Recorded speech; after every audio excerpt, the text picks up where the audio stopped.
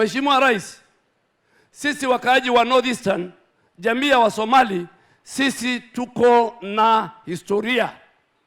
Na wewe ndio umekuja kama rais wa Kenya to rewrite that history. Sisi tulikuwa discriminated, tulidharauliwa na serikali 4 ilipita. Wewe kwa kuja ukaenda Wagala and you brought back our dignity.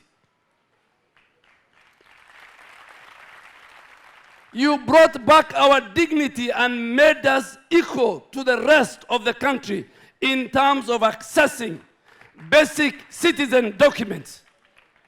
Huyo mtu anaongea alipiga akasema, mbona wewe akiwa makamu wa rais, mbona unakubali vetting itolewe kutoka Wasomali?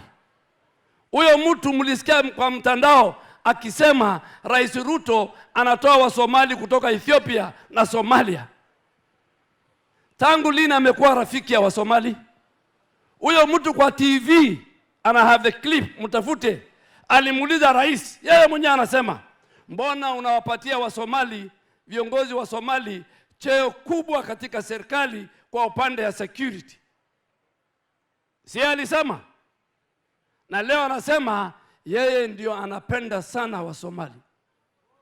Huyo mtu wako chini sana. Your Excellency, hii passport ulifungua. This passport office ambayo wazee wetu wakienda haji walikuwa hawaendi Nairobi. It was closed on the instruction of a president when Matiang'i was the Minister for Interior. Thank you very much, Your Excellency. Umeturudishia hiyo passport office.